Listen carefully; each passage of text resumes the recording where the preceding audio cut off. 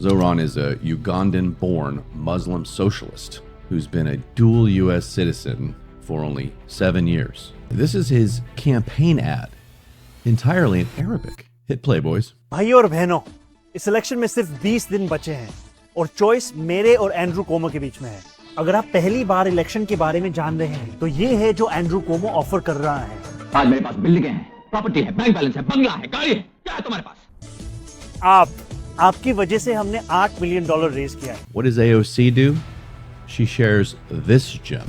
The president's disastrous decision to bomb Iran without authorization is a grave violation of the Constitution and congressional war powers. He has impulsively risked launching a war that may ensnare us for generations. It is absolutely and clearly grounds for impeachment.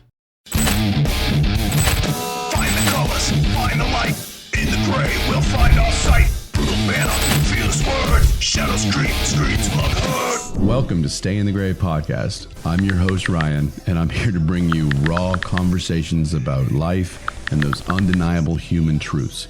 We dive into the chaos, one issue at a time, blending comedy, controversy, and the unexplainable. Get ready for transparent ideas straight from the gray areas where most answers are hiding. So stay curious, stay inquisitive, please stay laughing, stay in the gray. Come check it out. We'll see you there. All right, here we go. I'm back. Welcome back to Stay in the Gray podcast. Another edition of They Really Said That, followed by the Grievance Games Awards. This is the show where we don't just expose stupidity, we rip the mask off and show you how dangerous it really is. Because here's the thing. These people that I'm going to talk about aren't just clueless, they're reckless. Their words aren't just dumb, they're fuel for mobs that riot and loot, vandalize, and attack anyone who dares to think differently. They sit in their echo chambers, patting each other on the back, completely unaware. Or worse, completely indifferent to the chaos that they unleash. And all because a duly elected president does his job within every corner of the Constitution, no matter how much they tell you he's not. They scream fascism while demanding censorship. They cry for peace while calling for violence. They label themselves heroes while burning the very system that gives them the freedom to speak.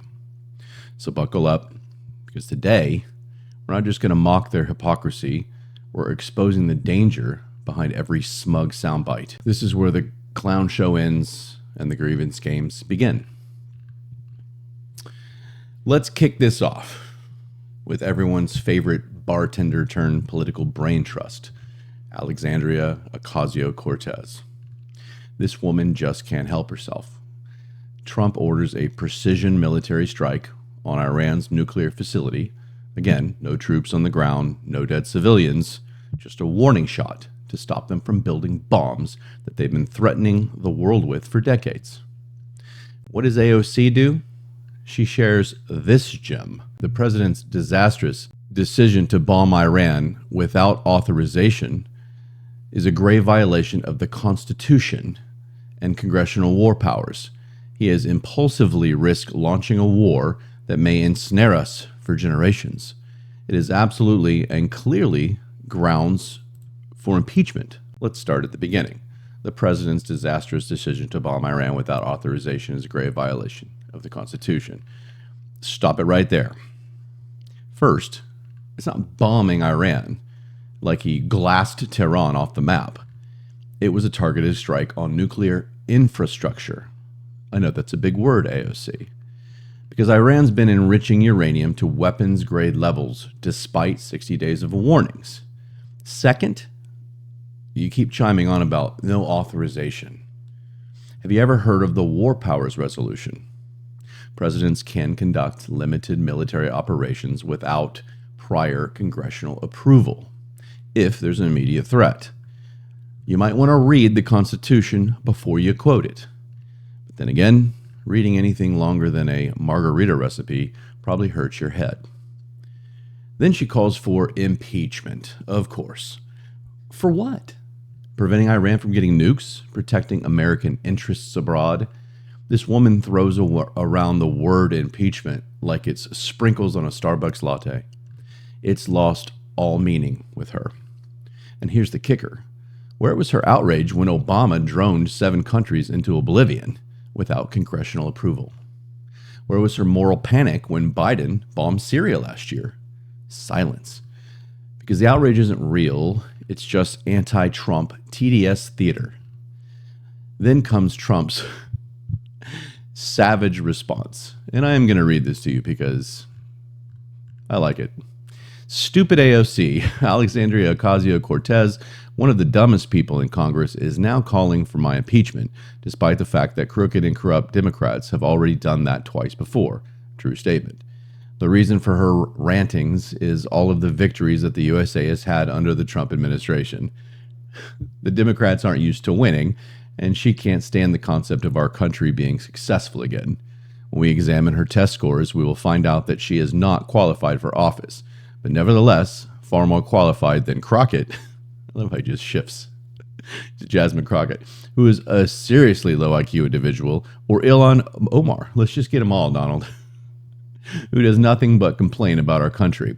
Yet the failed country that she comes from doesn't have a government, is drenched in crime and poverty, and is rated one of the worst in the world, if it's even rated at all. How dare the mouse tell us how to... Okay, so I'm not going to go through the whole thing. He basically he comes back at her. And that's Donald. We all know that. Classic Trump. He calls her stupid, questions her test scores, says she should take his cognitive test, which, by the way, he aced, in case anyone forgot. And he's right. AOC isn't qualified to lecture anyone on foreign policy. She's a bartender with a Twitter addiction who lucked into a district that thinks socialism is cute until their rent triples and the neighborhoods start to resemble Fallout 4. Don't even get me started on her fake Bronx tough girl act. She followed up this tweet with a quick post stating that Bronx girls can eat a Queens boy for breakfast. Funny enough, her classmate literally posted a yearbook photo of her from Yorktown High School, an upper middle class suburban school an hour from the Bronx. She moved out of the Bronx at age 5. Real gangster vibes there. She probably learned all her street cred between preschool nap and snack break. Then in her video response to Trump, she says this. To pick a fight with me, little old me, and he's going to lose that. So maybe don't send our country into war when the vast majority of Americans, Republican, Democrat, and Independent, don't want us randomly bombing countries because you're in some type of mood. They're not even briefing Congress. Congress was supposed to have a classified briefing today, and they canceled it last minute. AOC. Trump wants to pick a fight with me, little old me. He's going to lose that. Hold up. Didn't you start this fight by calling for his impeachment? It's like a chihuahua, Freudian slip, biting a Rottweiler's leg and then acting shocked when it growls back. She whines about not being briefed in Congress. Alexandria, the president isn't legally required to brief Congress for an immediate national security strike. Besides, who would want to brief a chamber of clowns who spend all day tweeting hot takes and grandstanding for MSNBC clips?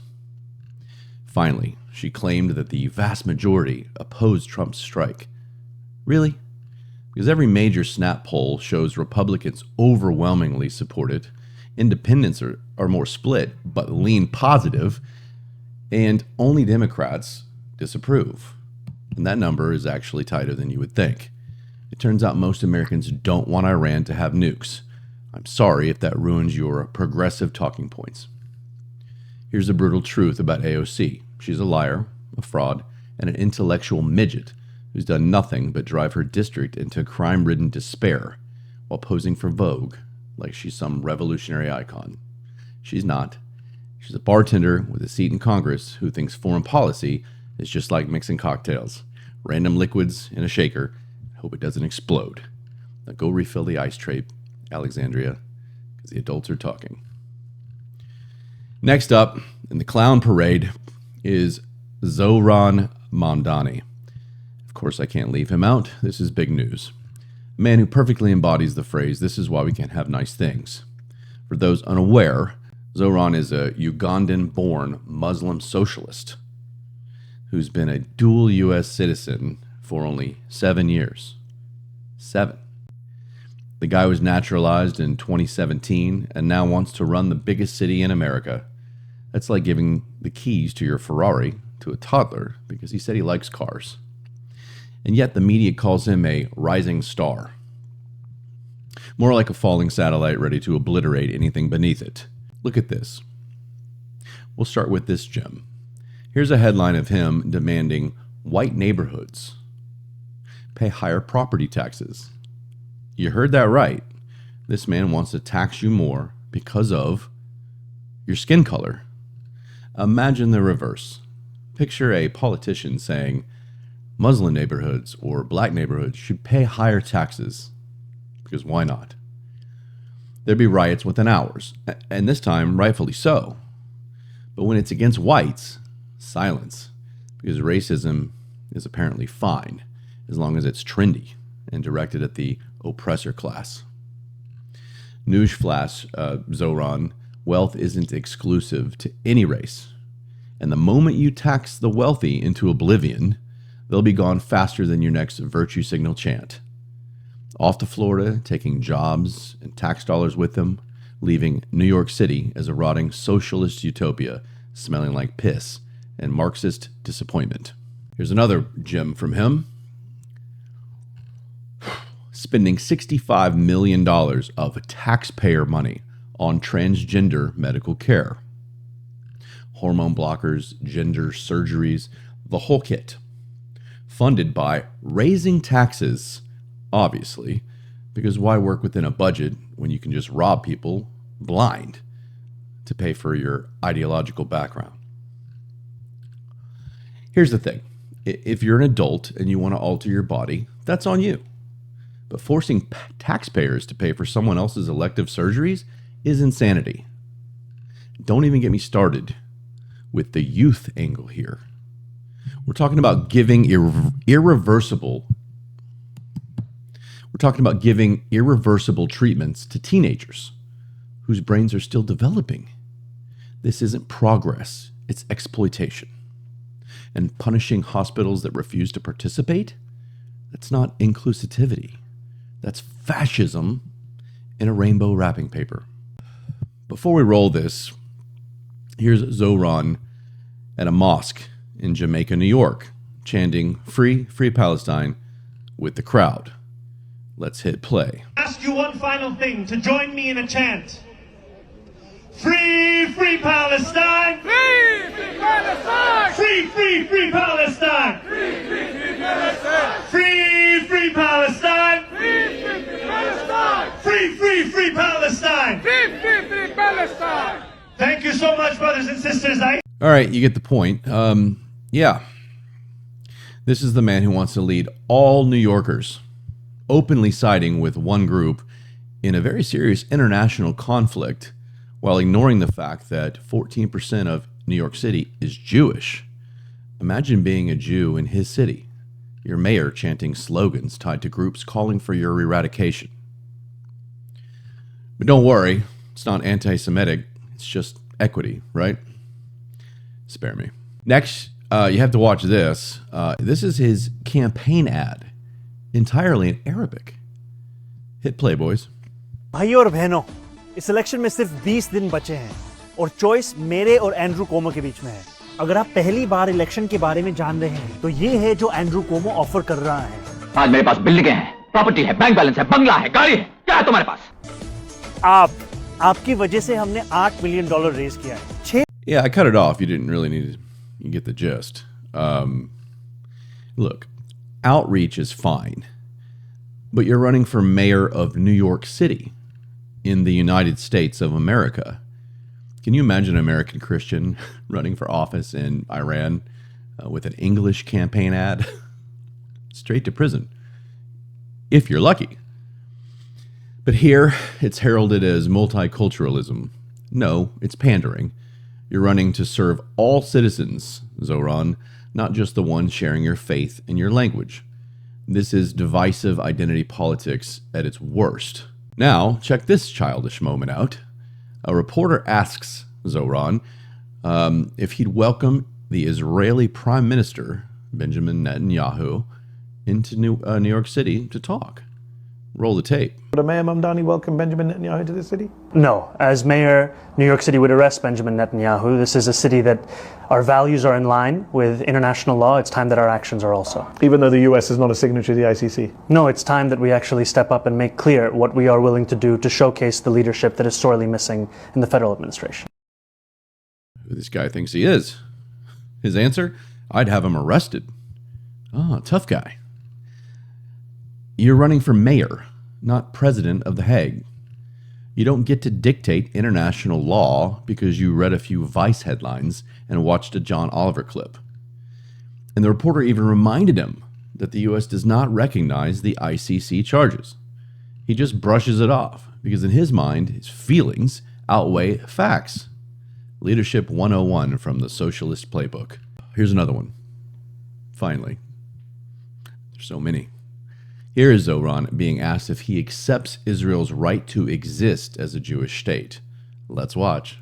Do you support Israel's right to exist as a Jewish state? I support Israel's right to exist as a state with equal rights. I believe that every state... Why not as a Jewish state? Because I'm not comfortable supporting any state that has a hierarchy of citizenship on the basis of religion or anything else. I think that in the way that we have in this country, equality should be enshrined in every country in the world. That's my belief. Okay, on the outset, it's not a bad answer.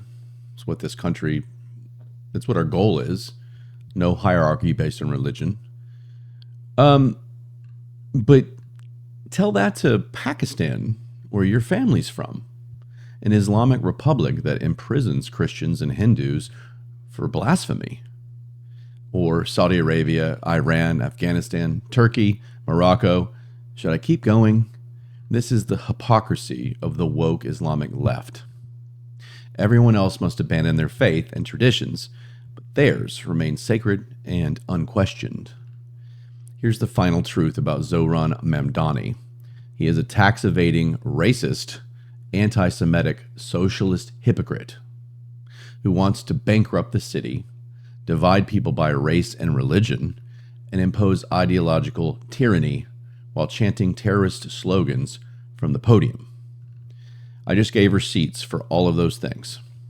But hey, New York, keep voting these people in and don't act shocked when your subway smells like dead bodies and your taxes rival Denmark while your services look like Somalia. Now, crawl back to chanting in your mosque basement, Zohran. History's filled with men like you, and it never ends well. All right.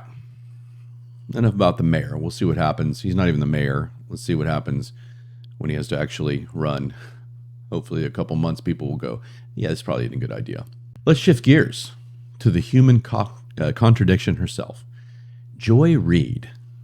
This woman is the definition of clueless. It's like her entire brand is saying the opposite of reality just to hear herself talk. No wonder MSNBC canceled her primetime slot. She was hemorrhaging viewers faster than her logic falls apart mid-sentence. Honestly, every time Joy opens her mouth, a fact checker gets their wings because someone's got to clean up the intellectual dumpster fire she leaves behind. Before we hit play, here she is on CNN, lecturing an entire panel with her trademark smug moral superiority. Watch as she explains why the U.S. shouldn't bomb a country that hasn't attacked us, and questions, who are we to decide who gets nukes? Let's roll it. Why on earth is the United States bombing a country that did not attack us? What on earth are we doing there at all? And why is it that there is this arrogance in the West and in the United States to say that we get to decide who can have nuclear energy? We get to decide that, and not just decide it, we get to act on it and drop bombs on a country that didn't attack us. We had no business dropping bombs on Iran. And so the question of whether the tactic worked or not, to me, ignores the fundamental moral question at hand. And I think that I'm not alone probably among Americans who are saying that this was something that we had absolutely no right to do. You hear that?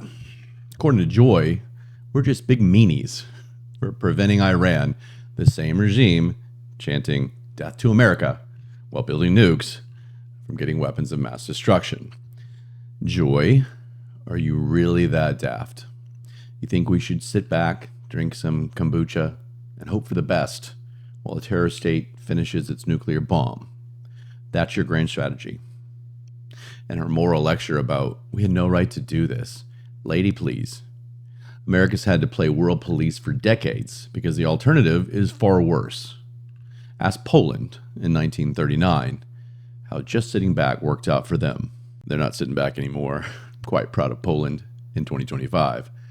Let's not forget, where was Joy's moral panic when Obama droned 7 countries into oblivion? I've mentioned it before. Or when Biden bombed Syria last year, or when Bush flattened entire cities.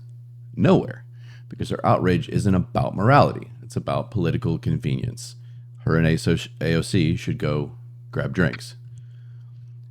This is Joy Reid in a nutshell. She lectures everyone about racism while ignoring Biden's racist crime bill history. She cries about nuclear strikes on terrorist states, but defends open borders while living in a gated community. She calls for compassion while laughing at working class struggles on air. She claims to speak truth to power from a multi-million-dollar studio funded by corporate elites. Here's the brutal truth about Joy Reid. She's not a journalist. She's not even a thinker.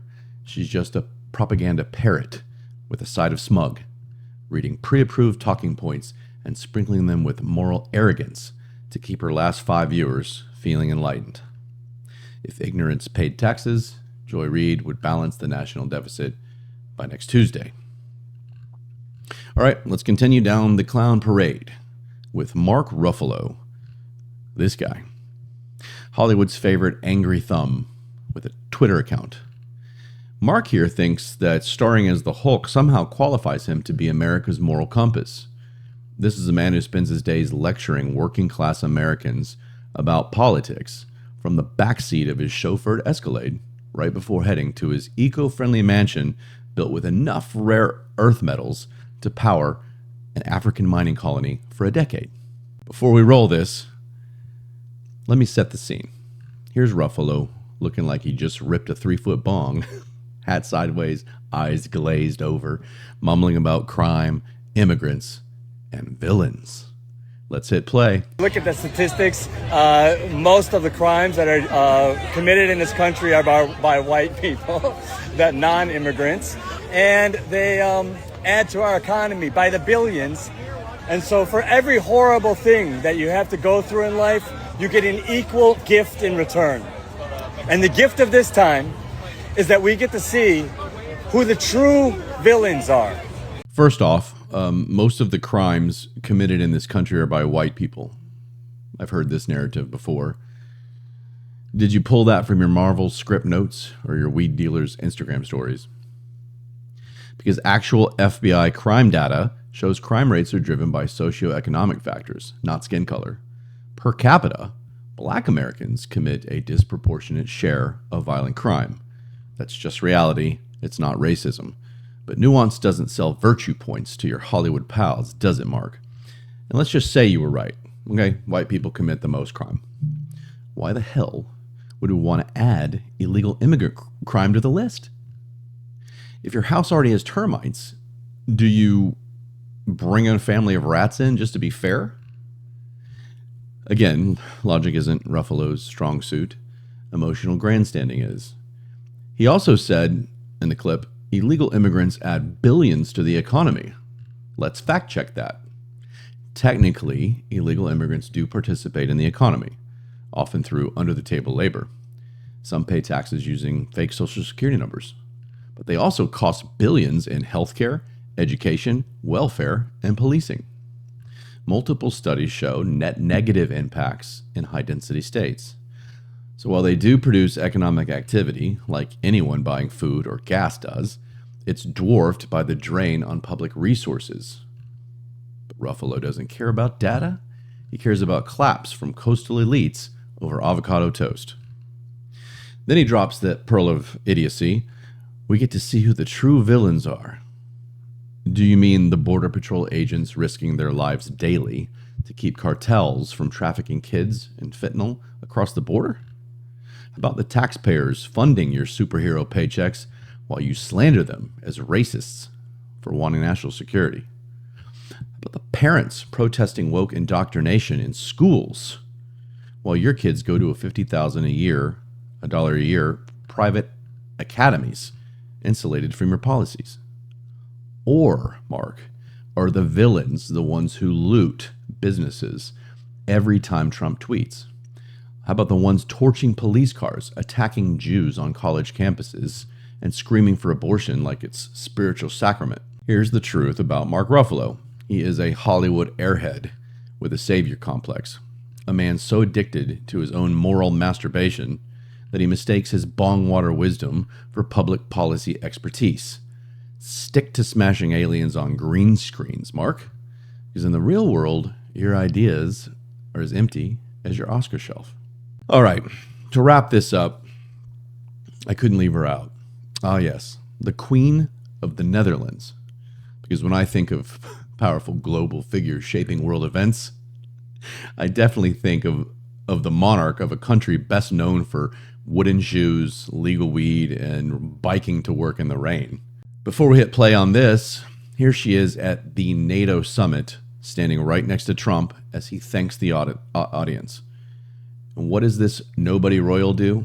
She turns to the side camera and mocks his mouth movements. Let's watch. Very much. Thank you very much. Wonderful. Actually, that's you. Wow, how classy. Imagine being so irrelevant that the highlight of your diplomatic career is mocking a U.S. president's mouth like you're a bored mean girl in algebra class. Is it funny?